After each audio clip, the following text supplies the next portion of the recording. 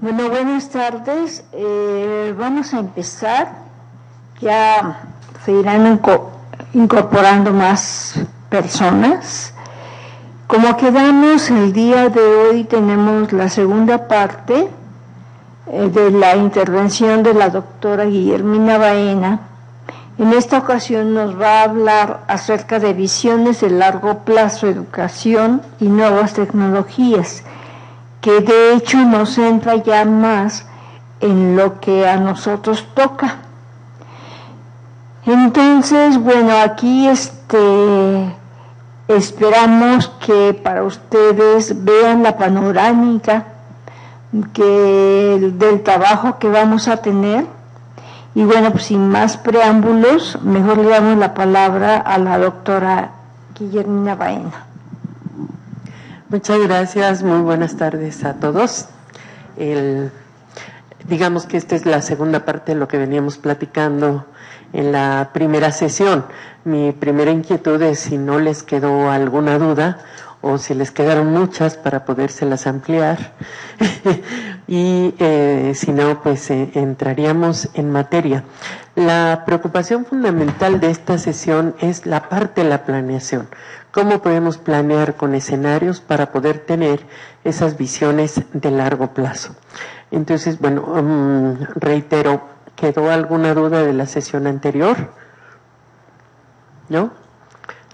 Perfecto, todo estuvo maravilloso. Muy bien. Para las personas que se incorporan en esta sesión por primera vez, les comentamos que la ocasión anterior hicimos una reflexión acerca de lo que es la prospectiva, tema que muchos no conocen, otros que tienen mucho temor, ¿no? Pero ese temor de abordarla es más por ignorancia que por que realmente pudiera espantar en algo. Aunque sí, hay quien les espanta el futuro y quien les espanta cómo llegar a él. Sin embargo, la parte central para sintetizar, dijimos, el mundo actual ya no es el mismo que conocíamos apenas en el siglo anterior. Y está asignado por dos características principales. La penetración en la incertidumbre, cada vez más densa, cada vez más negra, más oscura, y un conjunto de eventos inesperados. Frente a esa nueva situación que se dice rápido y que dijimos prácticamente vivimos en una sociedad caracterizada por las 5 Cs, crisis, complejidad, caos, contradicciones y cambio. Entonces, esta nueva situación requiere de nuevas herramientas, tanto metodológicas como de observación. Sin las que teníamos apenas el siglo pasado, muchas de ellas muy sofisticadas, ya muy elaboradas, entendían la problemática del siglo XX, pero no la del siglo XXI.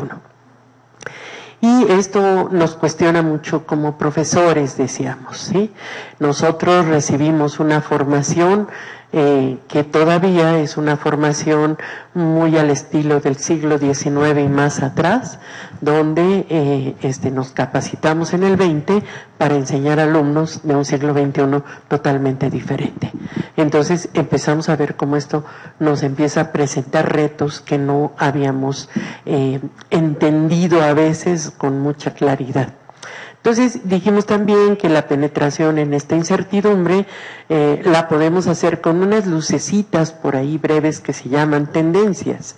Y hablamos que había tendencias históricas, tendencias dominantes y tendencias emergentes.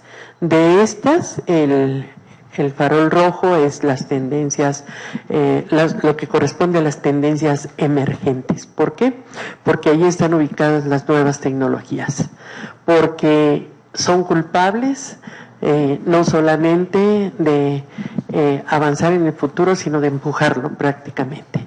Y son culpables de que nosotros como profesores tengamos que transformarnos, tengamos que plantearnos ser neoprofesores frente a neoalumnos que ya están ahí en las nuevas tecnologías,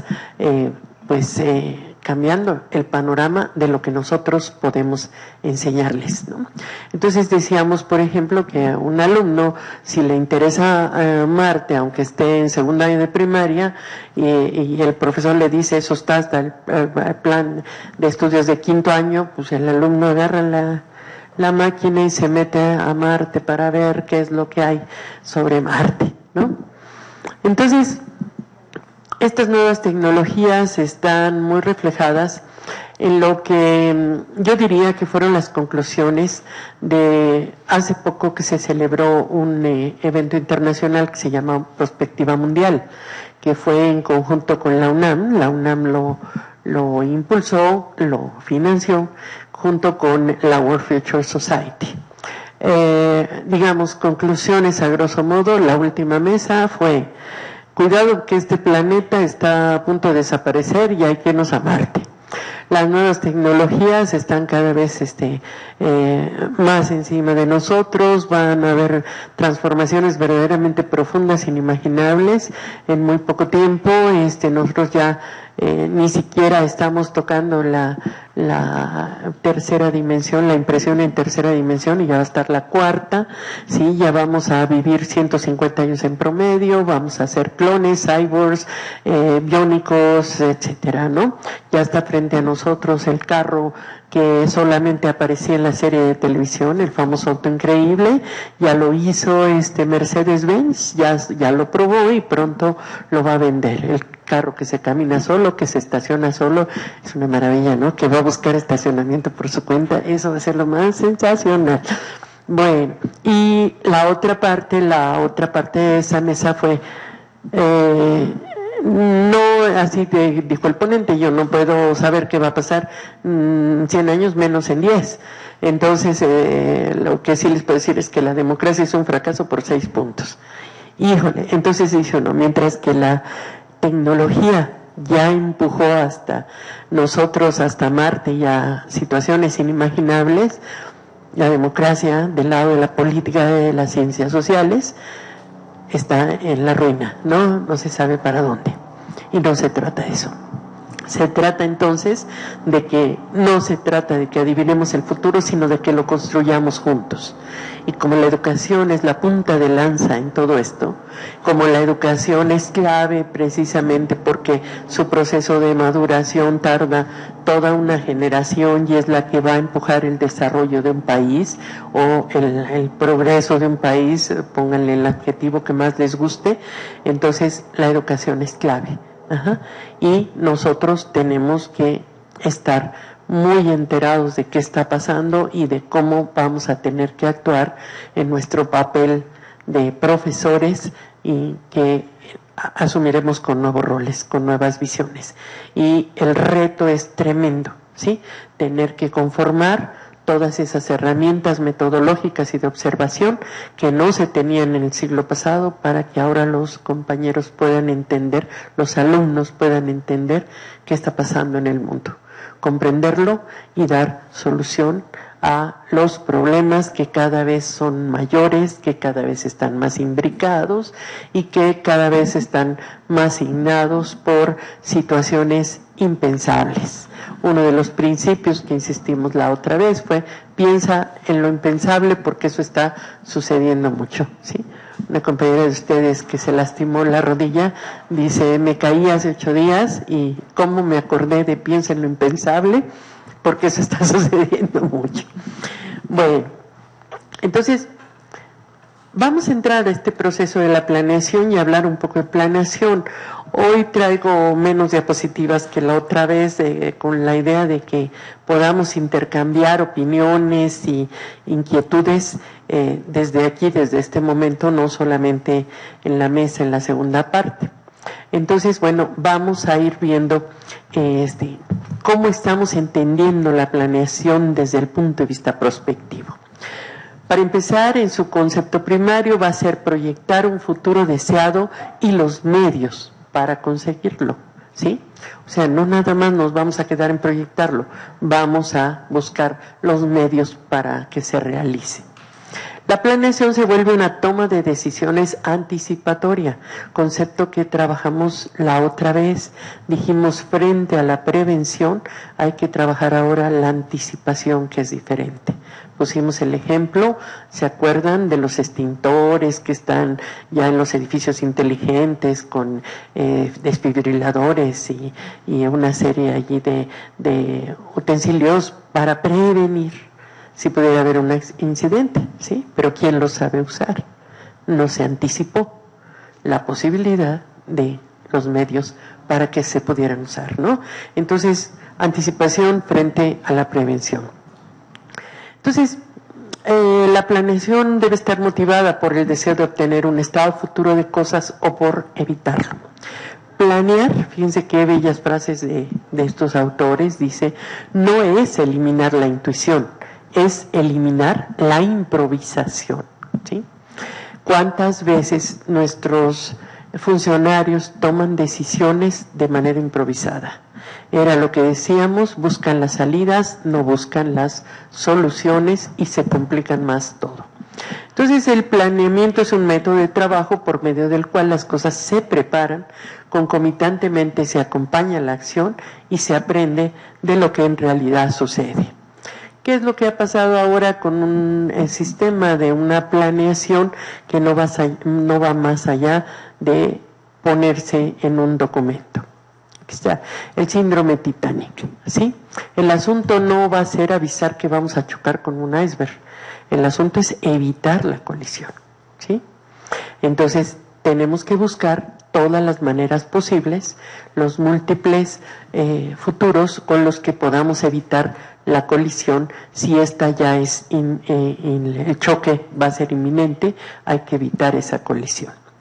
Esto implica, bueno, que nosotros preparemos no un plan, sino una cantidad de planes que nos permitan afrontar cualquier situación que pudiera suceder y que un poco se nos quede esta idea. Si el plan A no funciona, el abecedario tiene 26 letras más. Entonces, podemos hacer muchos planes. ¿Por qué planeación? Bueno, todas las instituciones públicas y privadas y organizaciones tienen que planear. Nosotros mismos como individuos también planeamos nuestra vida cotidianamente y eso nos ayuda a prever, a entender qué debemos hacer y en qué tiempo. Son caminos detallados de lo que tenemos que hacer sin improvisar, sin desperdiciar recursos y sin desgastarnos en esfuerzos inútiles, ¿no? ¿Cuántas veces nosotros vemos cómo los gobiernos actúan como departamento de bomberos, ¿no? Siempre se pasan apagando fuegos y no tienen tiempo para prevenirlos. Ajá.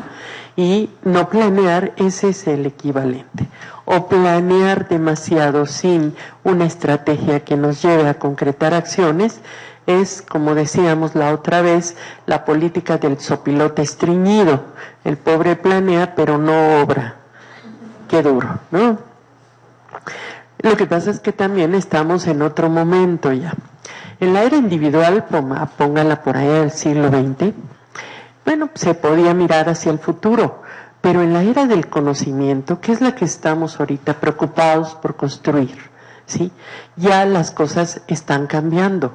Aquí dice, regresamos desde el futuro. ¿Qué quiere decir? ¿En dónde va a estar la educación de la universidad en 100 años? ¿Sí? ¿Qué queremos dentro de 100 años para la universidad y para su educación? ¿Sí?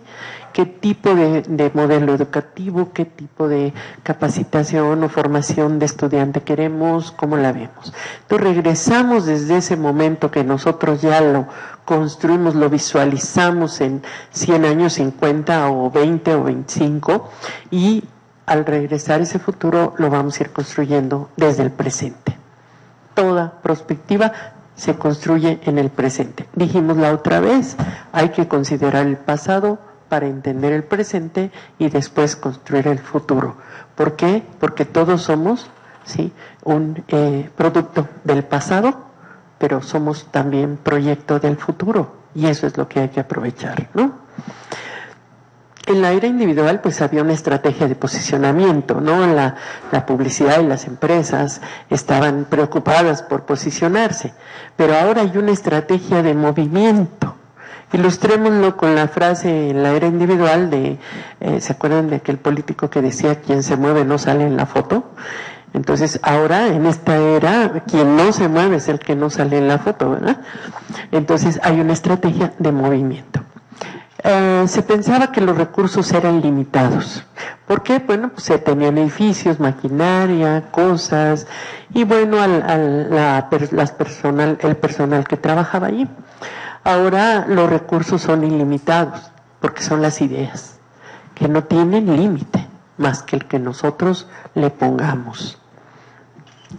En la era individual la estrategia era elitista, se manejaba desde arriba por un grupo rector, ¿no? Ahora tiene que ser abierta y participativa. Se dice rápido, pero ahí está el quiz de muchas cosas. Estaba basada en pronósticos y en análisis. Ahora está basada en la previsión, combinando el análisis con perspicacia y creatividad, ¿sí? Entonces, pues el INEGI nos decía, bueno, para el 2050 vamos a hacer 150 millones de habitantes en México, ¿sí? En realidad, este pronóstico era válido, que era como si estamos en un momento donde todo se está moviendo, donde hay cambios inesperados, contradicciones, crisis, complejidad, etcétera, no podemos quedarnos con esa cifra. Nos va a ayudar para darnos una idea, pero ¿qué va a pasar? ¿No? ¿Cuántos de esos 150 millones de habitantes van a ser derrumbados por desastres naturales, por fenómenos de violencia, de delincuencia, etcétera, ¿no? No sé si leyeron la nota de hoy que dice que ya el gobierno de Enrique Peña Nieto superó a todos los muertos del gobierno de Calderón, ¿no? Que fue aterrador, ¿no? Porque creo que ya andan en 57,000 frente a 20,000 de Calderón.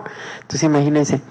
Entonces hay muchos cambios que, hacen que las estadísticas de población se muevan, ¿sí?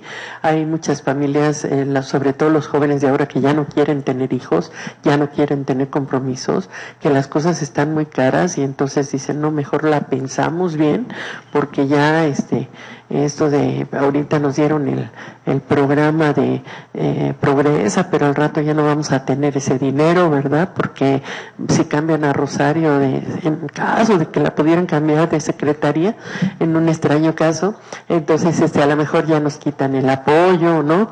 Y sobre todo si no votamos por el partido que ella quiere, bueno, van a pasar muchas cosas. Entonces, pronósticos, proyecciones, tomémoslos como la fotografía de un momento determinado.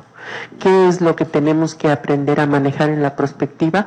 La película, ¿sí? La película es donde se va a dar el movimiento y vamos a ir viendo, ¿sí? La cantidad de habitantes, por ejemplo, en el caso que puse, que suben o que bajan, porque también podemos aumentar, ¿sí? El último censo, el INEGI reporta 6 millones de indígenas en este país. Nosotros dijimos 6 millones, pues que no íbamos en estado de extinción de los grupos indígenas. ¿De dónde salieron los grupos indígenas? Bueno, si alguien se queda con los datos del INEGI, sin mayor análisis y sin mayores conjeturas, entonces pues se va a llevar una sorpresa cuando empiece realmente a meterse en los datos del análisis, ¿sí? Nosotros aquí decíamos, ¿no?, que toda la migración y sobre todo la que viene de Centroamérica ya encontró cómo hacerle para poder pasar o quedarse en México, ¿sí? En Tapachula pues hay un mercado negro de actas de nacimiento. Primero fue de credenciales del IFE, ahora ya es de actas de nacimiento, de 4 a 6 mil pesos ustedes obtienen su acta de nacimiento, ¿no?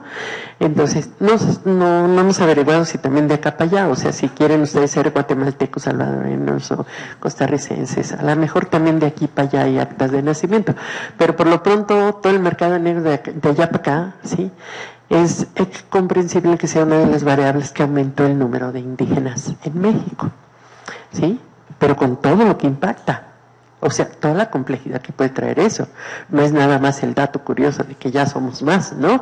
Sino todos los que vienen con extrema pobreza, todos los que tienen que ser favorecidos por un programa social o asistencial, etcétera, ¿no? Todos los guatemaltecos y centroamericanos que votaron las últimas elecciones. Entonces va impactando en todos los lados, ¿no? Bien.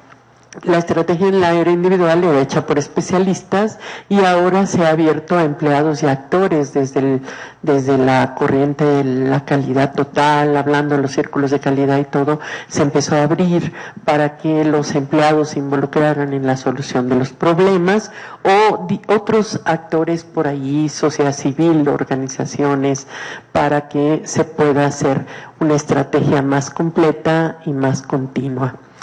En la era individual la estrategia se hacía periódicamente y a veces pues anual.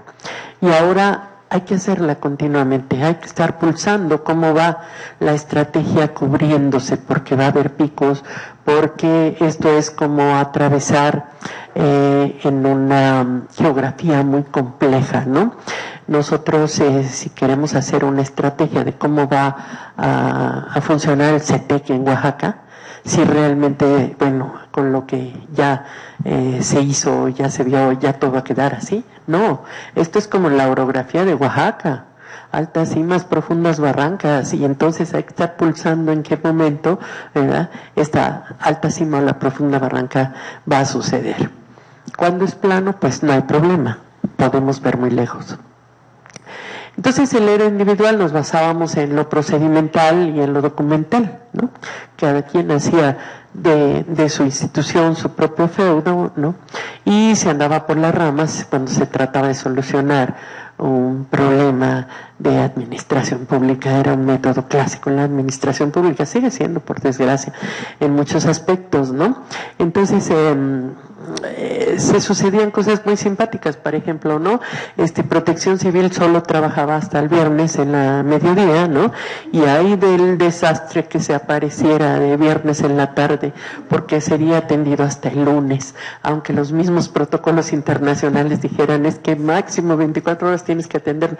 No, aquí solo en horas de oficina, ¿verdad? Y hasta donde quedaba el asunto. Y claro, la era del conocimiento tiene que basarse en otra manera de pensar. Ya no podemos seguir con esos mismos parámetros.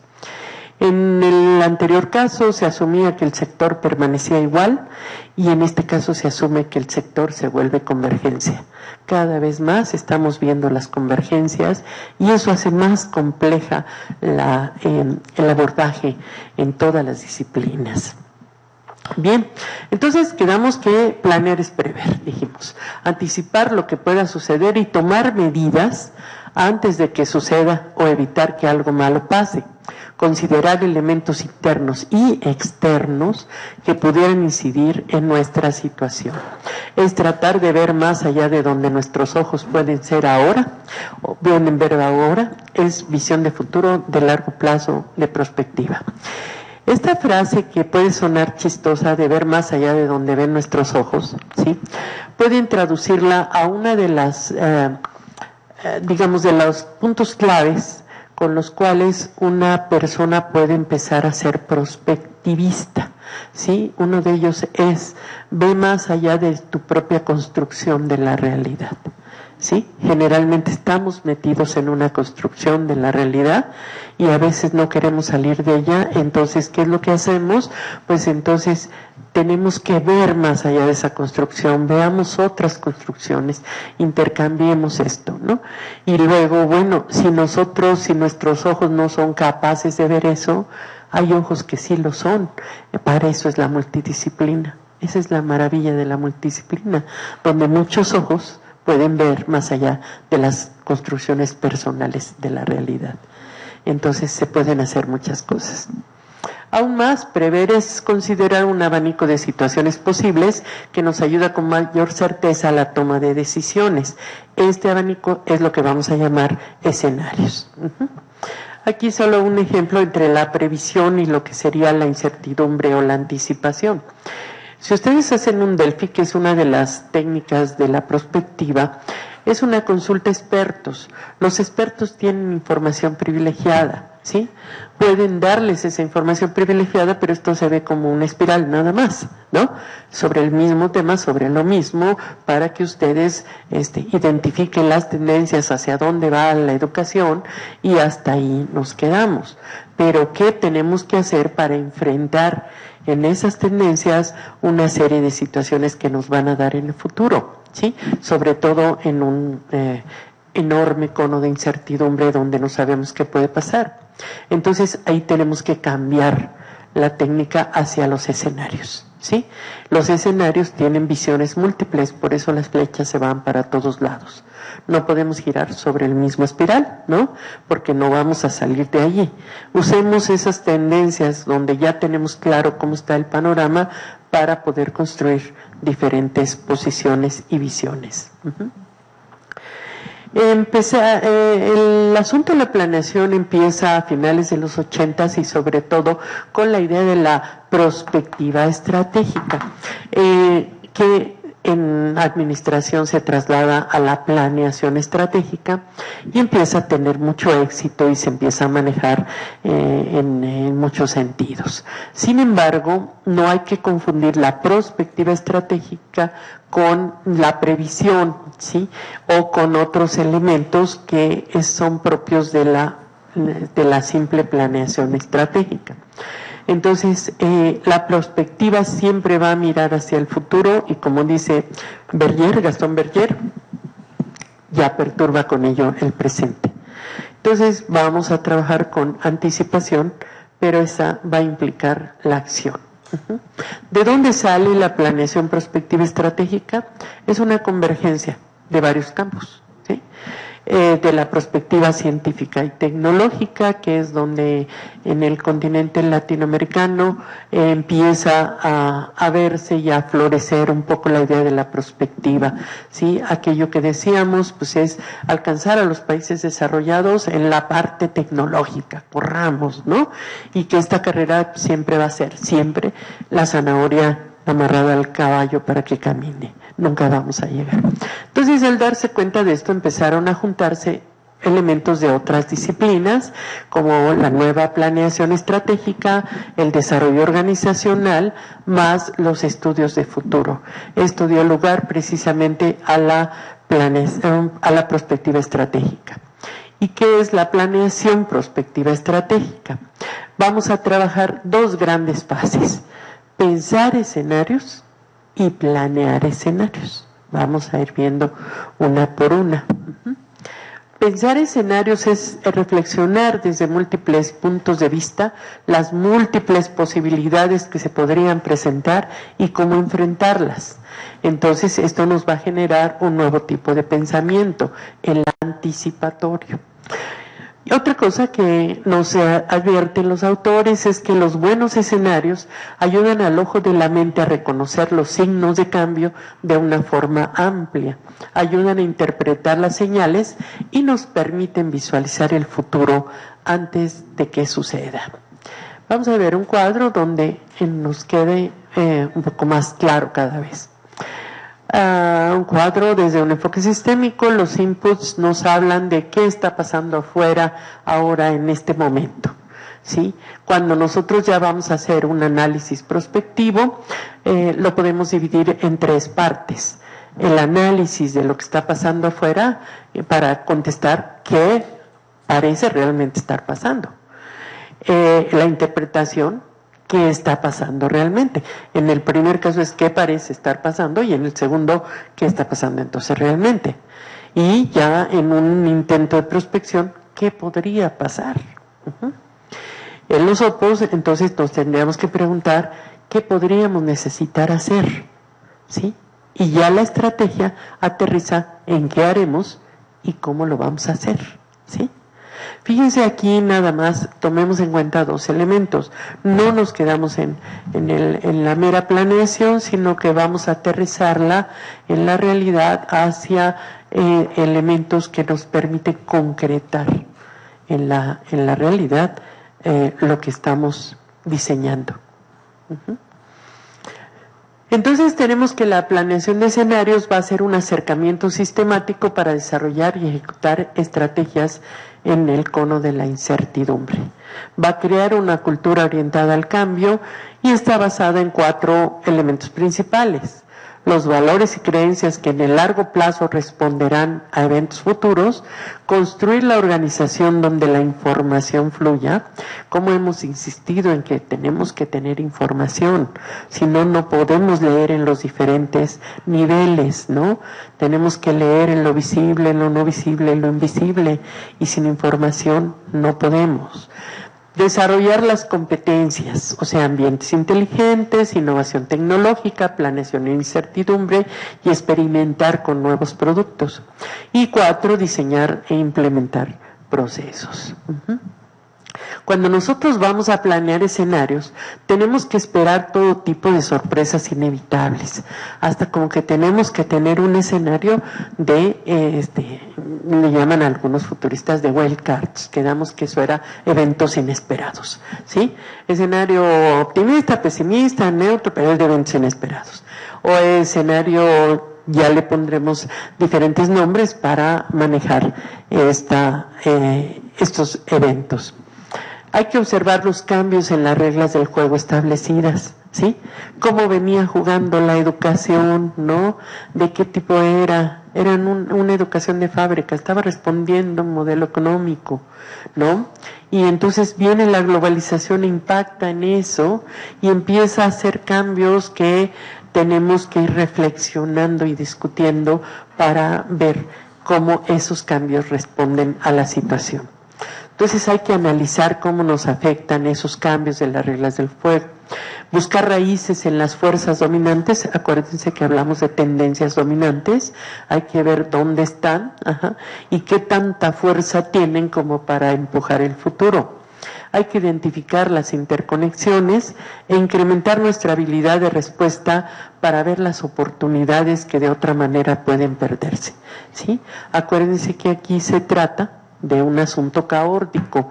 No solo vamos a ver la armonía, sino vamos a ver el caos. No solo vamos a ver la crisis, sino tenemos que ver las oportunidades que tenemos, ¿no? Y este tipo de pensamiento nos puede llevar a descubrimientos creativos que ni siquiera imaginamos, ¿no? Entonces, bueno, aquí hay otro cuadro que nos invita a identificar qué es lo que ha pasado del pasado al presente, nuestro análisis de tendencias, fuerzas motoras y descriptores. A lo mejor, no me acuerdo si ya hablamos de estos conceptos, bueno, de tendencias sí, fuerzas motoras generalmente también son tendencias que van a provocar el cambio, ¿sí? Entonces dijimos que las nuevas tecnologías son indiscutiblemente fuerzas motoras de cambio, ¿sí? Entonces, si esas van a ser fuerzas motoras de cambio, tenemos que tenerlas claras y tenemos que describir de manera precisa hacia dónde van y quiénes son y cuáles son, ¿no? Para eso el término descriptores. El término descriptores simplemente va más allá del mero concepto, es una frase que describe el concepto que estamos manejando. En el punto 2, después de qué ha pasado del pasado al presente, qué podría pasar hacia el futuro, la anticipación, los escenarios, los modelos que podríamos manejar. En el punto 3, qué necesitamos hacer del futuro al presente, el regreso, como decíamos hace rato, qué seleccionamos y qué visión sobre todo estamos construyendo. En el 4, entonces, ya aquí, ahora sí, en este presente, qué vamos a hacer y cómo lo vamos a hacer, con decisión y con acción, ¿sí? Entonces, estamos viendo las diferentes versiones acerca de cómo podemos abordar la planeación de escenarios. Bueno, esta planeación de escenarios se ha confundido a veces en la literatura. Ustedes la van a encontrar mucho como scenario planning, por eso la tenemos ahí en inglés. Es esta parte de la planeación que se refiere a herramientas y tecnologías para manejar la incertidumbre del futuro. Entonces, anticipamos y manejamos el cambio, necesaria para el ambiente turbulento actual. La planeación Es la liga entre pensar futuros y actuar estratégicamente, diseñar futuros de manera creativa, innovadora e imaginativa. Aquí sí no debemos limitar a la mente. Decíamos que si la estrategia en la era del conocimiento es tener ideas, son nuestros recursos ilimitados, las ideas. Planeamos todo el tiempo nuestras vidas, entonces debemos desarrollar la habilidad de interpretar señales y de generar estrategias. El pensamiento de futuros más la planeación estratégica es lo que nos da la planeación de escenarios. Entonces, ¿por qué tenemos que planear prospectiva y estratégicamente? Para obtener flexibilidad estratégica, capacidad de respuesta estratégica, capacidades dinámicas y competencias dinámicas. Definitivamente, un cúmulo de datos o el mejor modelo matemático no produce una mejor predicción. Se trata de tener mejores decisiones, no mejores predicciones. Una pobre decisión basada en una buena predicción no se puede esperar que tenga éxito. Esta es mucho la respuesta a aquellos que solamente utilizan a la prospectiva como modelos matemáticos, series de tiempo, proyecciones, pronósticos, modelos ARIMA, inclusive teoría de juegos. En todo este procedimiento, la planeación estratégica va a ser el puente entre la visión y la acción. Traslada la visión, o sea, lo que la organización quiere que pase, a una estrategia y lo visualiza con posibilidades de futuros alternativos, o sea, lo que puede pasar. La organización deberá mantener la incertidumbre con planes de contingencia y decisiones mejor informadas. Otra vez la insistencia en la información. La estrategia y la prospectiva están articuladas profundamente. Son así que el matrimonio ideal. El hecho es que si la prospectiva nos muestra cuáles son las alternativas de futuro de una organización, la estrategia nos dice cómo construir el futuro que más conviene. La una, sin la otra, no tendría sentido. No las podemos separar. La prospectiva consiste en la exploración de los futuros posibles, es decir, lo que puede acontecer, y la estrategia en lo que puede hacerse. Y ese es cuando nosotros vamos a ver que vamos a seleccionar la estrategia ideal o preferida de lo que puede hacerse. Y claro, los escalones de la estrategia pues siempre van a ser de bajada a la realidad. Nuestra idea de transformación profunda tendrá que ser acompañada de diferentes niveles. Vamos a tener cuellos de botella, sí, siempre la idea transformadora va a tener cuellos de botella, va a tener parámetros tradicionales, se va a enfrentar a una burocracia impresionante, ya para que les platico, entonces a un nivel de incompetencia. Acuérdense que pues por desgracia parece ser que hemos llegado a la caquistocracia, o sea, al gobierno de los peores, ¿no? Y a la cleptocracia, al gobierno de los ladrones. Entonces, híjole, cómo se han dado las cosas. Entonces, también el cuello de botella puede ser perderse en los detalles y perder el panorama general. Entonces, lo que sigue son las acciones inmediatas. ¿Qué acciones inmediatas en el aquí y en el ahora tenemos que aplicar para tener éxito en nuestra idea transformadora? Sinteticemos estas fases de la planeación prospectiva estratégica con la propuesta de Bishop and Hines. Bishop y Hines dan cursos de planeación estratégica cada año. Y bueno, los cobran a $5,000 y aparte ustedes tienen que pagar sus viáticos, su hospedaje y el viaje generalmente es en algún país o en Estados Unidos o en otro país en Europa. Entonces, bueno, les voy a ahorrar $5,000. Dicen ellos que las etapas son 4, la diagnosis. identificar los problemas, plantearse objetivos, seleccionar alternativas que permitan el paso de una situación insatisfactoria a una deseable, cambiar actitudes, conocer públicos meta, entender la razón y el propósito de construir un futuro deseable. Esto parece muy rápido y dice, no, está tranquilo el asunto, ¿no? Pero identificar los problemas en un panorama de incertidumbre, caos, complejidad, ya dijimos son 5, ¿verdad? Cambios y contradicciones y todo lo que va a pasar no es fácil. Entonces, a este diagnóstico ahora le estamos llamando en perspectiva descripción densa, ¿sí? Son nuevas formas de hacer diagnósticos. Fíjense, cuando menos en mi área se practicaba mucho el diagnóstico por etapas, ¿no? Decían, bueno, ¿qué pasa en lo económico? Y se hacía un diagnóstico en lo cultural, otro diagnóstico en lo político, otro en lo social, otro, y entonces como que después se quería juntar, pero nada más era como un corte y pega para integrar una serie de elementos que sueltos pues no nos decían mucho. La descripción densa lo que tiene es que toca todas las variables involucradas, o al menos todas las visibles y no visibles que se puedan ver para entender la problemática. Y entonces estamos hablando de un diagnóstico de descripción densa que va a identificar los problemas. Acuérdense que hablábamos la otra vez que ya hay una gran diferencia entre ejercicio y problema, ¿sí? El ejercicio, pues estamos acostumbrados, ¿sí? Y así pasaba en los trabajos de investigación, en las tesis, acuérdense, muy acostumbrados a que nosotros aplicábamos una prefórmula para hacer el ejercicio de investigación, ¿sí? O sea, ya de antemano, nuestro ejercicio preformulado, le llamábamos hipótesis ahí, entonces ya llevaba inmersa, pues, una solución, ¿no? Y cuando no salía esa solución, hay investigadores que cambiaban la realidad para que se adecuara a la hipótesis, ¿eh? Yo vi muchos trabajos de esos.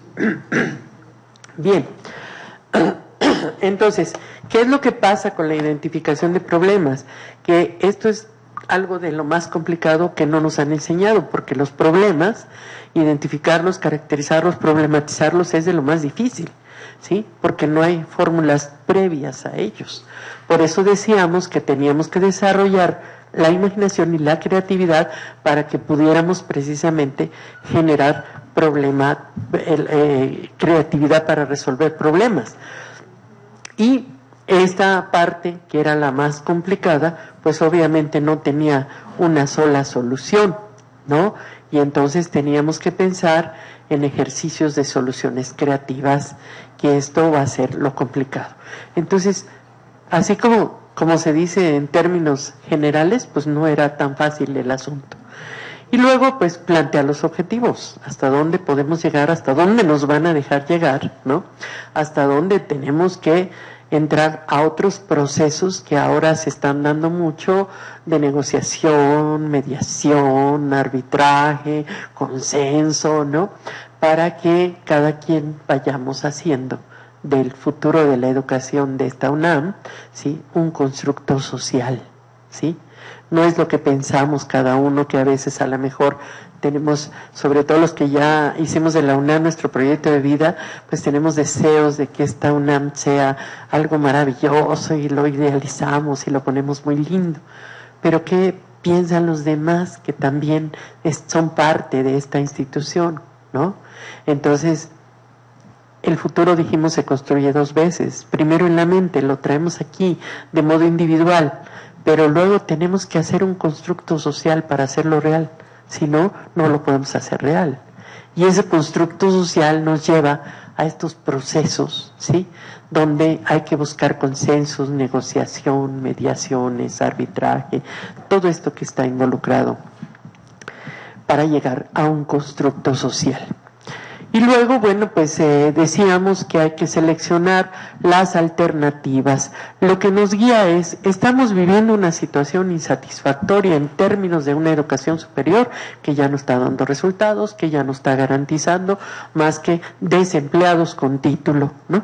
Que andan vendiendo naranjas, que ya andan de cajeros en los bancos, entonces no sería el problema, tienen trabajo, pero el gran problema es la gran frustración que tienen después de haber estudiado tanto y que acaben nada más dando servicios, ¿no? Entonces, ¿cómo podemos pasar de una situación satisfactoria a una satisfactoria? Ese es el reto de nuestra planeación en la educación superior. Y claro, para pasar, muchas veces hay que cambiar actitudes. Tenemos que conocer a nuestros públicos meta. Los alumnos que teníamos el siglo pasado ya no son los de ahora, ¿sí? Ahora son alumnos tecnologizados, ¿no? Que llegan con su celular, con su computadora, ¿sí? Ahora son alumnos ninis, ¿no? O sea, no estudian ni trabajan, a pesar de que están en las aulas, tampoco estudian, ¿no? Son ninis, pero no porque quieran, sino porque ya están cargando una situación emocional y están enfrentando otra, ¿no? Que decíamos la otra vez, ¿no? Ya parece que todos tienen vocación de antropólogos nada más, ¿no? Vivir el aquí y el ahora en los antros los viernes, ¿no? Por eso es un tino haber creado la licenciatura en antropología. Espero que vayan a tocar esos temas. Y luego, bueno, pues hay que, en esos públicos meta, tenemos entre todos que entender la razón y el propósito de construir un futuro deseable. Desde luego, ellos están involucrados. La segunda parte sería la organización, seleccionar al equipo que hará los cambios, crear un ambiente estratégico de trabajo, estudiar el pasado y los principios originales de la institución, ¿sí? ¿Cómo fue que llegamos hasta aquí? Bueno, esa respuesta está en el pasado, hay que rastrearla. ¿Cuáles son las tendencias que llegaron hasta este momento? ¿Qué ha sido lo dominante? ¿Qué ha sido lo que ha prevalecido? ¿Sí? ¿Y qué ha sido lo bueno y qué ha sido lo que ha golpeado más a la institución? Otro punto importantísimo es monitorear el ambiente, hacer un sistema vigía. Yo les decía, hay que crear sistemas de inteligencia colectiva, es más, de sabiduría colectiva, ¿sí? En donde nosotros estemos todo el tiempo pulsando qué está pasando en cuestión de saberes, ¿sí? Ya llega un momento en que la ciencia no puede quedarse como nada más ciencia dominante, sino que tiene que ser esta mezcla, esta interacción de saberes que nos han demostrado que han resultado, que se han metido en elementos, ¿no? que nos han dado alternativas diferentes de vida, ¿sí? Cuando muchas veces algunas personas están desahuciadas por la medicina, pues empiezan a buscar opciones, ¿no? Entonces, bueno, alguien tiene cáncer en los huesos y ya el número 4, entonces, bueno, se va a atender a Querétaro con Escorpión Negro, con el médico cubano que está allá, y se cura. Y entonces, pues, los oncólogos acá dicen, pues es que eso no está documentado. Bueno, pues ahí está la prueba de que cuando menos aquí hay un testigo de que sí se curó. Sí, pero eso no está documentado. No podemos decir que se puedan curar todos. Mejor cortamos, ¿no? De una vez a cirugía, ¿sí? Y otro médico dice, la cirugía es el fracaso de la medicina, ¿sí? Tenemos que pensar en eso en tiempos de complejidad, dice, ¿no? Porque ya es lo último, ¿no? Ya hay que cortar, ¿no? Y entonces, bueno, de una vez cortamos, ¿no? De una vez todo lo que haya que cortar para evitar que posiblemente, ¿sí? Y eso suena así como aquella estrategia, ¿se acuerdan que hizo Bush como guerra preventiva, ¿no?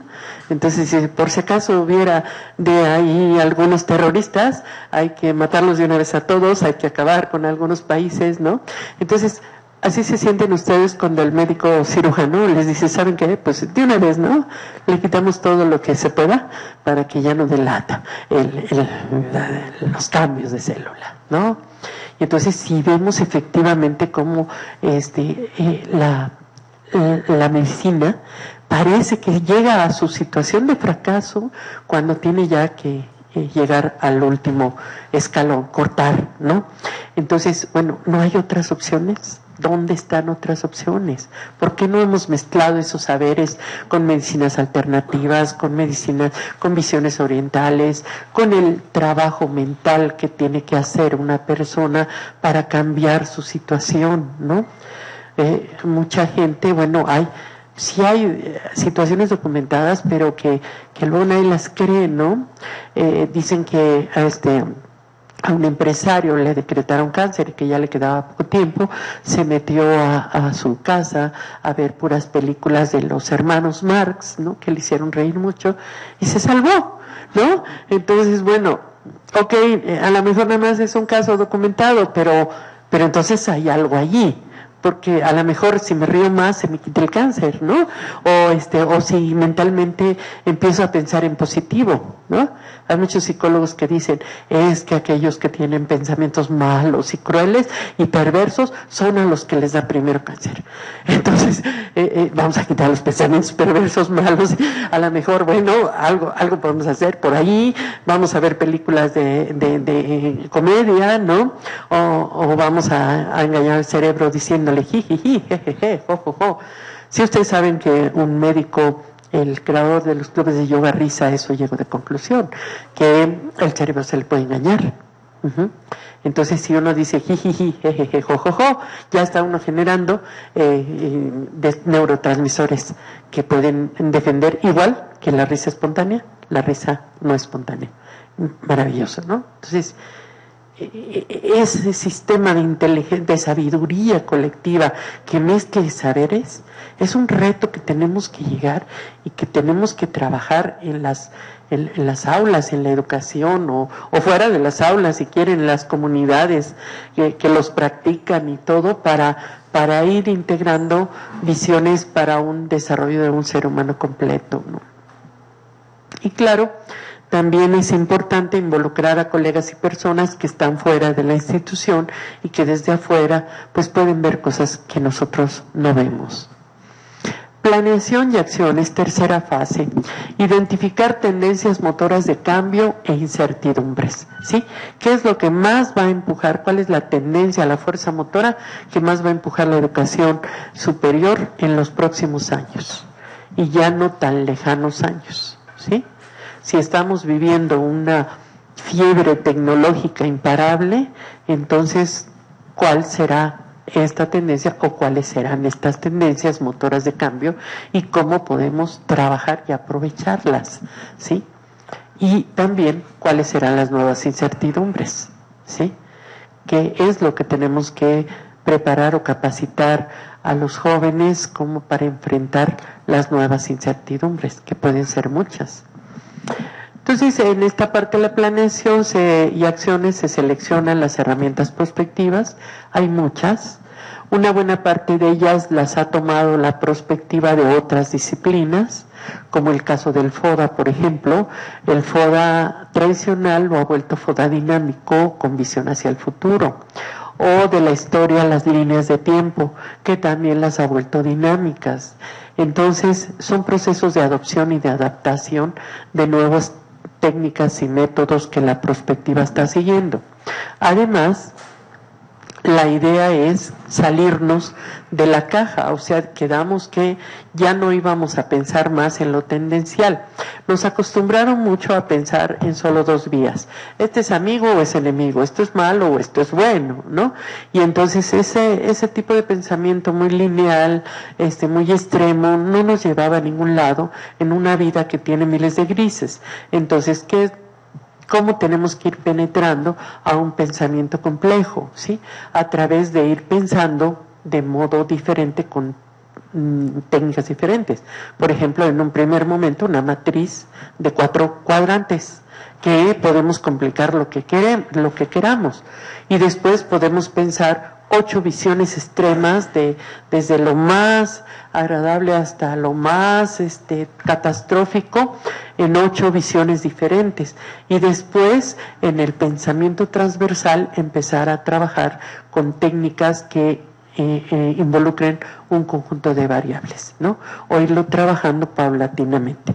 Creo que eso también es parte de lo que tendríamos que hacer en la escuela.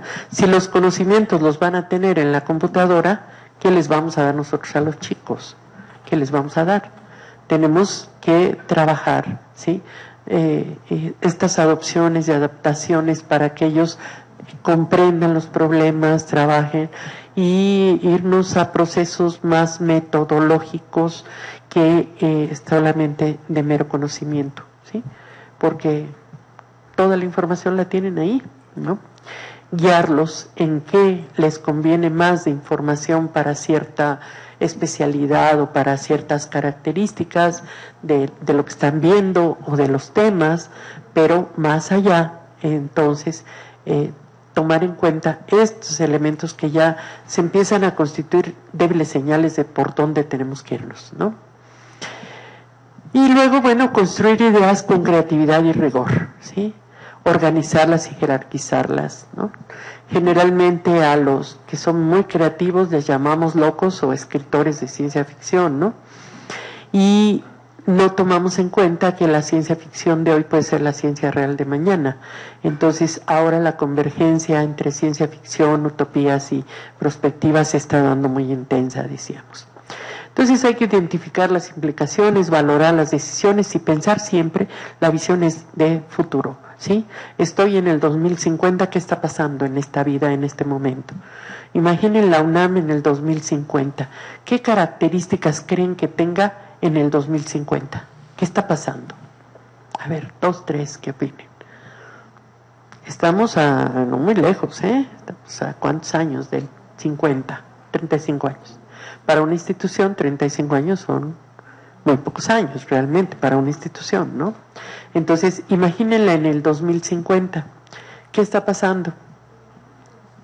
Una disminución en la educación presencial. Exactamente, y más educación ¿de qué tipo? Virtual, ajá.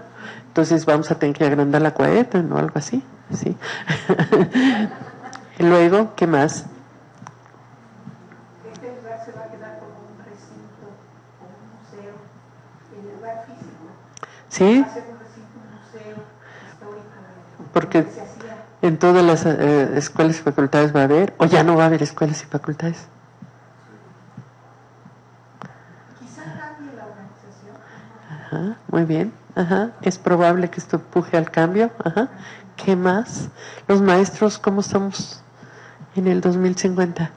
También, no somos cuadernícolas, también somos, usuarios de sistemas tecnológicos. Uh-huh. Yo no estaría tan de acuerdo en la cuestión de que va a ser más virtual, porque precisamente si estás en sistema abierto y en la distancia o en línea, te das cuenta cómo en la distancia y en línea es realmente un fracaso. Te inscriben contigo 20 o 25 alumnos y al final 4 o 5 son los que están acreditando la materia, ¿no? Y tú ves cuando tienen la posibilidad de acudir al sistema abierto, pues están encantados. O sea, buscan esa presencia física. Ese contacto, ¿no? Ese estar en el espacio. Creo que no hemos todavía aprendido cómo que se desarrolló el sistema de distancia y en línea como un tumor del sistema abierto, ¿no? Sí, realmente el desarrollo, traemos un tumor ahí, que es de la distancia y en línea, que todo el mundo decimos, vamos, vamos en un gran desarrollo a distancia y en línea. Sí. Bueno, para vender, ¿no? A nivel educativo. Con eso anuncias, recientemente en estos días la CEP anunció que había 20,000 lugares para todo el que quisiera inscribirse, ¿no? De los muchachos que fueron rechazados. Uh-huh. Y lo anunció, lo publicó y claro. luego dijeron, no, es más, 30,000 lugares. Se inscribieron 600 muchachos. Porque realmente es, yo lo veo así porque yo también imparto en línea, en la distancia, en abierto, y veo que pues no vamos. ¿Y no será que el problema es que está mal planteado la situación en línea? Que hay que replantear cosas, ¿no? O bien que definitivamente a lo mejor algún modelo híbrido que nos permita transitar después hacia otros modelos podría ser una solución, ¿no? Un mixto, Híbrido, sí, que es lo que yo llamo híbrido, o sea, tantito presencial y tantito virtual, que se vaya reforzando, ¿no? Y que alcance. Sí. Nos quisimos saltar ese paso y por eso está es un poco ese gran desajuste. Sí, sí. Ajá. No manejamos igual las tecnologías. Sí. Las tecnologías están cambiando. Cada rato yo tenía esta máquina y ahora Sí. tengo otro sistema y ahora tengo, ya me habían Sí, sí, pedido sí. el MS2 y ahora ya me lo cambiaron y ahora ya voy a... Ya lo va bien, sí. Y ve, sí, exacto. Uno mezclado, porque luego Sí, sí, así es, así es. a lo totalmente libre y no estamos listos. Bueno, Exacto. cada paso existen listos. Entonces, Pues yo creo que ni ellos. Acá el maestro hizo un berrinche la semana pasada porque se peleó con el Windows 10, se peleó con el Windows 10, es pues que no se vale. Hay perversión ideológica en este sistema, ¿no? Entonces, algo está mal ahí que a lo mejor para el 2050 podemos componer, si ya lo estamos viendo ahorita. La maestra, ¿qué dice? Uh-huh. Es que es un desfase entre, ahorita esa transición que se dio en la educación a distancia, somos migrantes digitales y en 35 años todos van a ser nativos digitales y quedaremos los que migramos a la digitalización. Entonces, por eso es que se ve este desfase. Entonces, nosotros tendremos que correr para alcanzar a los nativos digitales. Espero que no sea la zanahoria del caballo, porque puede ser. Entonces hay que tomar en cuenta eso. Pero los nativos digitales vienen con demasiado, con este chip al que le llamamos, Sí. que es lo que nos impide como verlo, pero sí, yo sí veo esa migración hacia lo digital muy fuerte. Claro, ajá. Y, sí. La modalidad mixta será La modalidad mixta y los maestros que tengamos que estar entre lo mixto y entre lo virtual y lo presencial será un requisito como docente. Sí, yo creo que, fíjense, tiene que ver mucho con lo que somos como seres humanos. Sí, somos seres humanos de historias, buscamos las historias. Rousseau decía, no, ni se crean que los hombres primitivos se juntaron para la supervivencia, para acompañarse en las cacerías y todo. No, se juntaron para contarse historias ahí en medio del fuego y contaban historias que las dejaban pintadas en las cuevas y todo, ¿no? Y en realidad es parte de nuestra esencia esa. Y cuando nosotros buscamos un servicio, sea este que sea, buscamos que poder precisamente tener ese intercambio y esa capacidad para poder entender las historias, ¿no? Entonces, si ustedes, llaman a un teléfono, ¿no? Y tienen que platicar con la grabadora, es verdaderamente terrible, ¿no?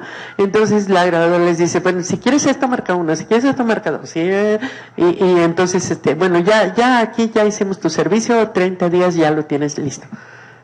Dices, sí, no puedo hablar con nadie, sí, dices, ay, exacto, ¿dónde está la gente, no? Y entonces, porque a la gente la insultas o le das las gracias o le platicas lo que te pasó ese día, ¿no?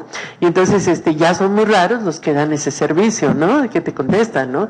Y que tú ves, aparentemente me están escuchando, pero ya oigo que están haciendo otras cosas y entonces te da coraje. Oiga, que póngame atención y la grabadora, pues por más que se lo digas, pues, ¿no? Entonces, esto se va a ver mucho en la escuela, ¿no? Entonces el alumno a lo mejor puede tener muchas inquietudes que no puede resolver porque pues tú se lo estás platicando a través de la distancia o a través del holograma, ¿no? A lo mejor ya con el holograma ya habrá más avances donde ya el profesor pueda estar frente a un grupo allí en la Sierra de Oaxaca, ¿no? Pero por lo pronto sí nos estamos sintiendo como cuando llegó Fox y dio computadoras para todos y la enciclomedia y todo, llegaron las computadoras a Oaxaca, a aulas que ni siquiera estaban cerradas y donde no había luz. Entonces, pues, así como que nos estamos sintiendo con estos cambios tan horriblemente bruscos de las tecnologías, ¿no? O sea, pues ya voy a un lado y ya me lo cambiaste y dura muy poquito y todo. Uh-huh. Lo que pasa es que no traigo reloj. 10 minutos, ok. Nos dan 10 minutos más. Entonces, bueno, estamos construyendo la UNAM del siglo 2050. Gracias. En esa época, en el 2050, también puede haber una moda retro donde los alumnos quieran saber qué se siente tomar un curso presencial. Y entonces van a estar en el camino, en el sentido inverso. ¿Saben qué?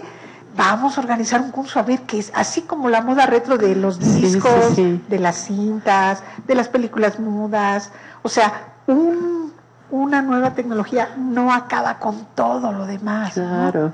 buena Entonces, idea, armemos una universidad vintage, una área de la UNAM vintage. Sí, no, digo, es posible, ¿no? No cerrarnos a todos, vamos a ir de cabeza para allá. Pueden también haber...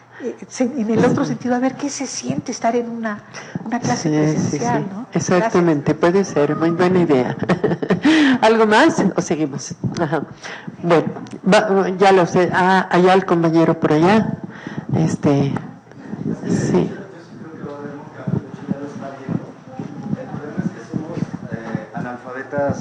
Somos analfabetas digitales. Claro. O sea, no sabemos programar, por eso tenemos tantas dificultades con los programas, porque no conocemos el lenguaje.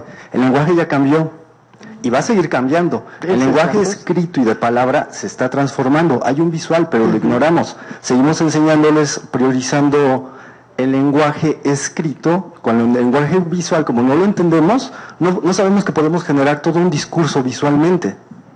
Pero seguimos aferrados a que la escritura es la onda. Pero ¿cuál escritura? Entonces, creo que sí hay un cambio, pero que tiene que ser más proactivo, tiene que haber un cambio. La educación sí se piensa a distancia, de repetir lo mismo, el fracaso está en que se repite lo mismo utilizando recursos que no son apropiados. No estamos sabiendo programar, no les estamos enseñando a diseñar cosas con la informática, porque no manejamos esas herramientas, no manejamos el discurso visual y entonces utilizamos mucha imagen, pero no sabemos para qué, cómo nos sirve esa imagen. A lo mejor los cineastas, el marketing digital, sí lo sabe, los profesores no. Entonces ahí está habiendo un hueco muy grande.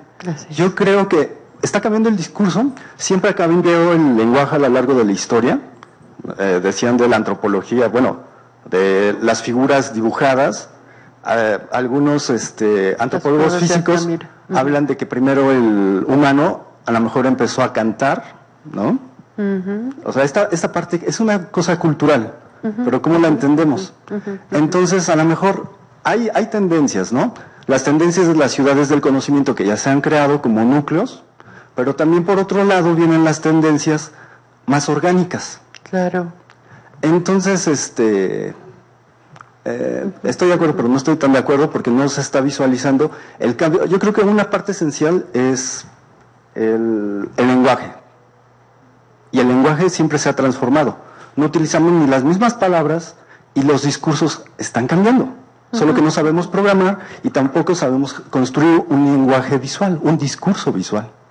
Sí, pero como tenemos un lado derecho en el cerebro que es muy creativo, vamos a poder utilizar el lenguaje de las imágenes. Es el lenguaje que va a superar el lenguaje oral y escrito, desde luego, porque van a ser imágenes que nos van a provocar emociones, sensaciones, ¿no? Y que va a ser maravilloso. Y decíamos la otra vez, también podemos trabajar el arte como una forma de conocimiento. Y entonces ahí es donde los maestros, a lo mejor ahí tenemos que prepararnos en el teatro, en la danza, en el canto, ¿sí? Porque es otra forma de conocimiento que llega a niveles más profundos que lo que llega ahorita a un libro escrito, ¿no? Entonces, sí, efectivamente, yo creo que van a venir muchas variantes y los retos va a estar en que ustedes, como responsables de estos proyectos, construyan nuevas formas creativas de conocimiento, de enseñanza y que donde se valgan todas estas ideas también, ¿no? Muy bien, bueno, Entonces, aplica el pensamiento estratégico, que tiene sus características claves. Es un pensamiento holístico, es un pensamiento que toma en cuenta el efecto mariposa, es un pensamiento que de alguna manera se desarrolla con imágenes, con mapas, diagramas, etcétera. Y la última fase es la continuidad, ¿no? Entonces hay que elaborar una agenda programática, crear este sistema de inteligencia o de sabiduría colectiva, comunicar resultados y institucionalizar la visión de futuro. Esto sí es clave. Si no hay una institucionalización de una visión de futuro, nos va a costar mucho trabajo avanzar, ¿sí? Tiene que estar convencidos los decisores de que esto sirve, de que las visiones de futuro tienen que ser creadas para poder seguir adelante. De lo contrario, vamos a acabar nada más como un lema por ahí en una gaceta que dice donde se construye el futuro. Disculpen. Gracias. Muchísimas gracias. Le mencionaba yo a la doctora de Paseo Recalito a las 6:20 aquí, pero nos vamos a cambiar a la sala de videoconferencias. Qué bueno que les ha inquietado todo esto, porque es exactamente la finalidad del seminario, construir.